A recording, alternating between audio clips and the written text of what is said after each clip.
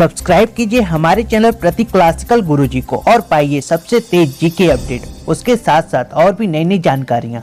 Hello दोस्तों, आप सभी का हमारे चैनल पर बहुत बहुत स्वागत है। दोस्तों, इस वीडियो में हम बात करेंगे एक सबसे इंटरेस्टिंग टॉपिक, मौर्य डायनेस्टी यानी मौर्य वंश का इतिहास और उससे जुड़े कुछ महत्वपूर्ण तथ्य, जो किसी भी एग्जाम के दृष्टिकोण से एक बहुत ही महत्वपूर्ण टॉपिक है।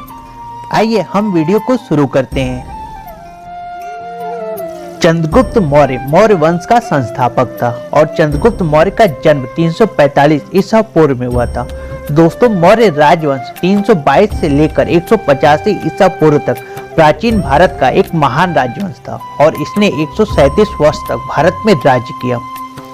मौर्य साम्राज्य के विस्तार और उसे शक्तिशाली बनाने का श्रेय सम्राट अशोक को जाता है। दोस्तों, मौर्य वंश के साम्राज्य में अहम भूमिका चाणक्य ने निभाया था।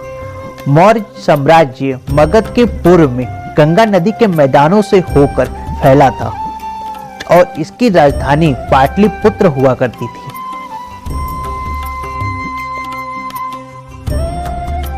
आइए अब हम देखते हैं चंद्रगुप्त मौर्य, बिंदुसार और सम्राट अशोक किस धर्म के अनुयायी थे।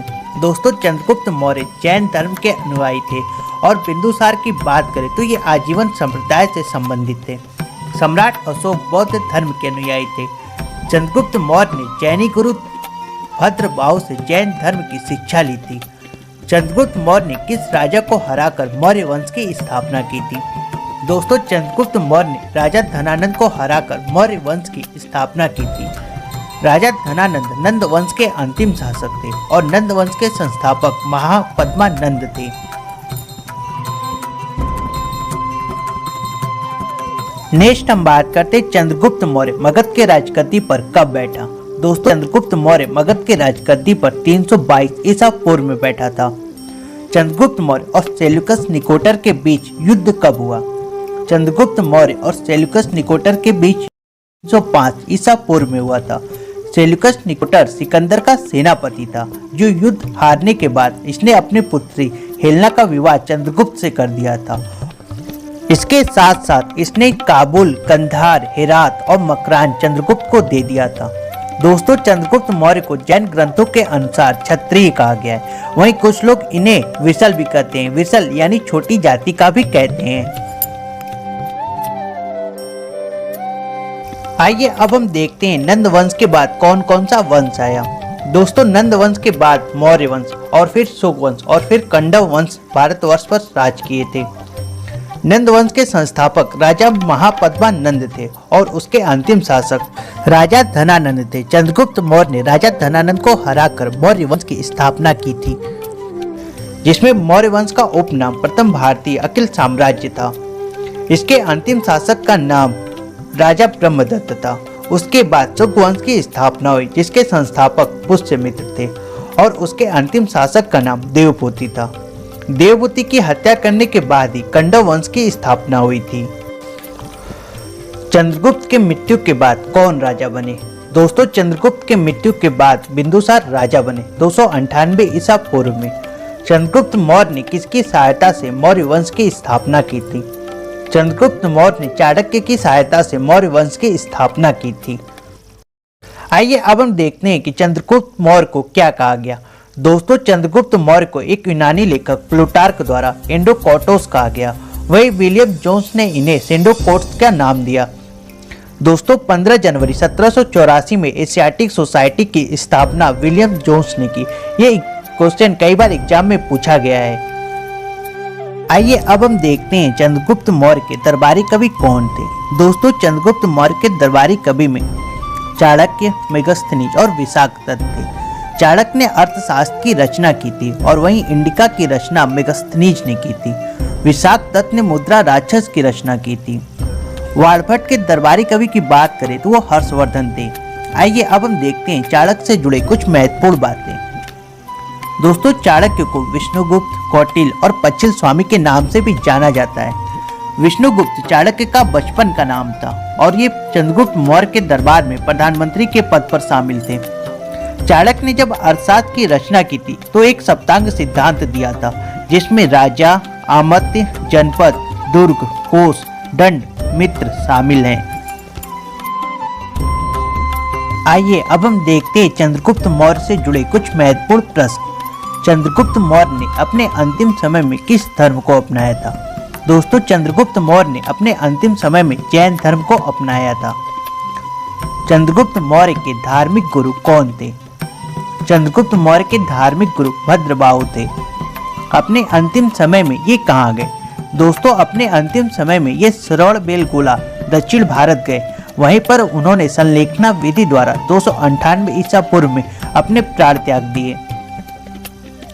चंद्रगुप्त का स्मारक। दोस्तों, चंद्रगुप्त मौर्य का स्मारक चंद्रगिरी पहाड़िया श्रवणबेलगोला कर्नाटक में स्थित है। इनके बाद इनका पुत्र बिंदुसार गद्दी पर बैठा। बिंदुसार को वायु पुराण में मद्रासार, अजात शत्रु, वारिसा कहते हैं। वही जैन ग्रंथों में इसे सिंहसेन के नाम से भी जानते हैं।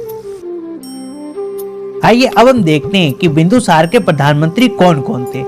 दोस्तों, बिंदुसार के प्रधानमंत्रियों में सबसे पहले चाणक्य और बाद में खल्लाटक हुए। इनके पत्नी का नाम सुबदांगरी और पिता का नाम चंद्रगुप्त मौर्य था। दोस्तों, इनकी मां का नाम दुर्धरा और उनके पुत्र की बात करें तो इनमें सुसीम, अशोक और विक्ताशोक थे। इनके समय में आने वाले सबसे पहले जो विदेश यात्री थे वो डायनोसियस, जो कि टालेमी किला डेल्सस यानी मिस्र के राजा द्वारा भेजा गया था। वहीं दूसरे यात्री के रूप में डायमेक्स आए थे, जो एटियाक्स यानी सीरिया के राजा द्वारा भेजे गए थे। तक्षशिला के विद्रोह किसके समय पर हुआ था? दोस्तों, तक्षशिला का विद्रोह बिंदुसार के समय पर हुआ था। इस विद्रोह को दबाने के लिए अशोक गए थे और उदारता पूर्वक शांतिपूर्ण तरीके से उन्होंने इस विद्रोह को समाप्त कर दिया था। बिंदुसार के बाद मौर्य साम्राज्य का शासक कौन था? दोस्तों, बिंदुसार के बाद मौर्य साम्राज्य का शासक उसका पुत्र अशोक था। इनका पूरा नाम देवनाप्रिय अशोक है और इनकी पत्नी का नाम महारानी देवी थी। महेंद्र और संघमित्रा नाम की इनके पुत्र और पुत्री थी। दोस्तों, सम्राट अशोक को कामाशोक, चंडाशोक, प्रियदर्शिनी और प्रियदर्शी के नाम से भी जाना जाता है। बौद्ध धर्म में अशोक को दिव्यांशु कहा गया था और वहीं गुर्जरा और मस्की के अभिलेखों में इन्हें अशोक कहा गया।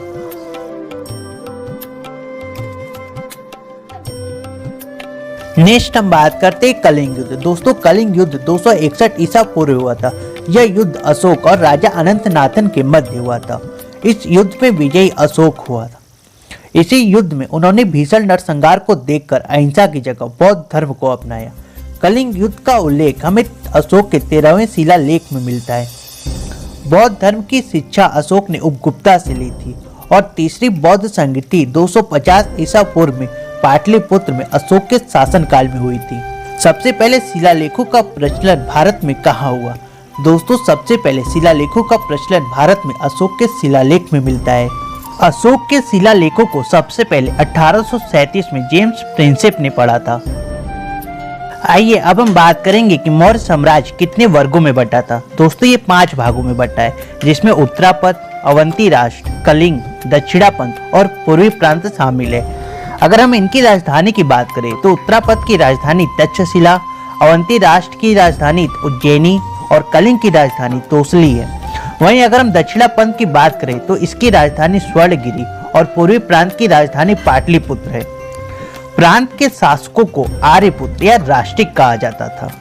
प्रशासन की सबसे छोटी इकाई को ग्राम कहते हैं। वही ग्राम की अगर मुखिया की बात करें तो इसे ग्रामिक कहा जाता था। आइए अब हम बात करेंगे कुषाण राजवंश। दोस्तों, इस राजवंशों में सबसे पहले वसुमित्र, फिर गुरुपार्श्व, चरक, अश्वघोष, फिर नागार्जुन ने राज किया था। दोस्तों, बौद्ध धर्म के चौथी संगति का आयोजन कुंडलग्राम कश्मीर में हुआ था।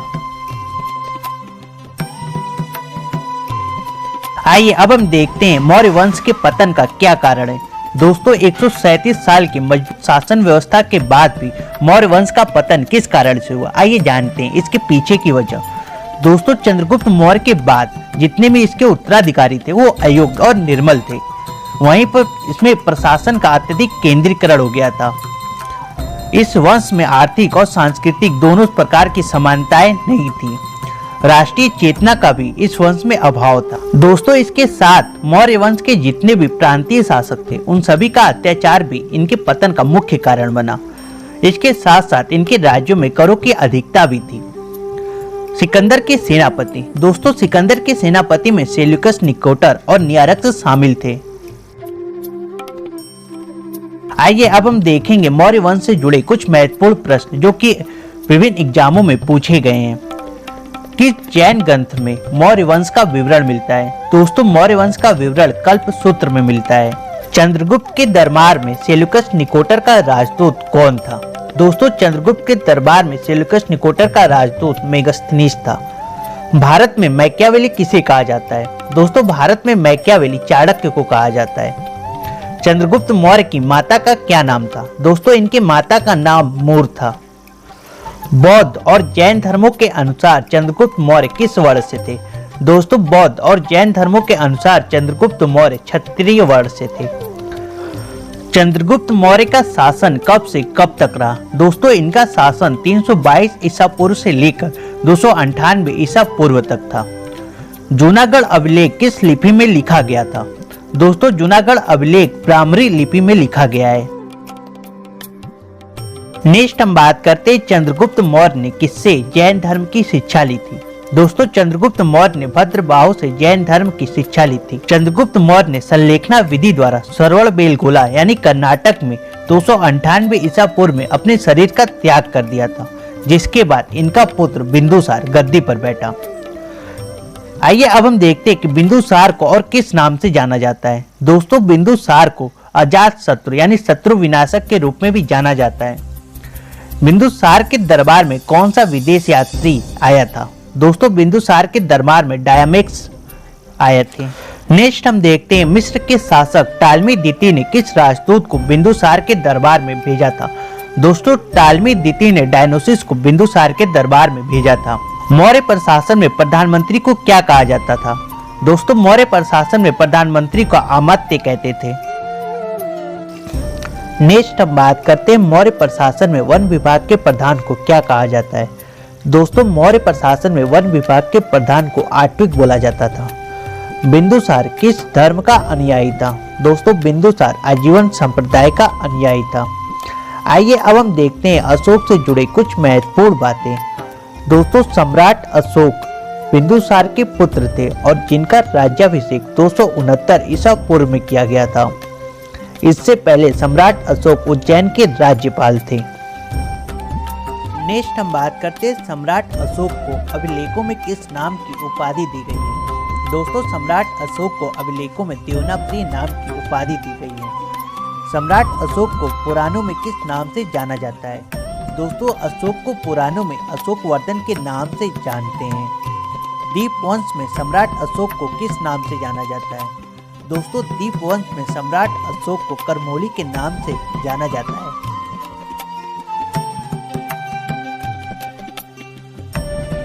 नेक्स्ट हम बात करते हैं सम्राट अशोक के समय कलिंग की राजधानी क्या थी? दोस्तों, सम्राट अशोक के समय कलिंग की राजधानी तोसली हुआ करती थी। राजत रंगणी के रचयिता कौन थे? दोस्तों, राजत रंगिणी के रचयिता कल्हड़ थे। इसी राजत रंगणी से हमें पता चलता है कि अशोक शैव धर्म का अनुयायी था। किन्होंने सम्राट अशोक को बौद्ध धर्म की शिक्षा दी थी? दोस्तों, सम्राट अशोक ने उपगुप्त से बौद्ध धर्म की शिक्षा ग्रहण की थी। नेक्स्ट हम देखते हैं सम्राट अशोक के किस अभिलेख का विषय प्रशासनिक न होकर आर्थिक था? दोस्तों, जो रुम्मीदेही अभिलेख था उसका जो विषय था वो प्रशासनिक न होकर आर्थिक था। तो दोस्तों, ये थे मौर्य वंश से जुड़े कुछ महत्वपूर्ण तथ्य जो कि किसी भी एग्जाम के दृष्टिकोण से एक बहुत ही महत्वपूर्ण टॉपिक है। यहाँ से कई प्रश्न एग्जाम में पूछे जाते हैं। मिलते हैं नेक्स्ट वीडियो में। वीडियो देखने के लिए आपका धन्यवाद।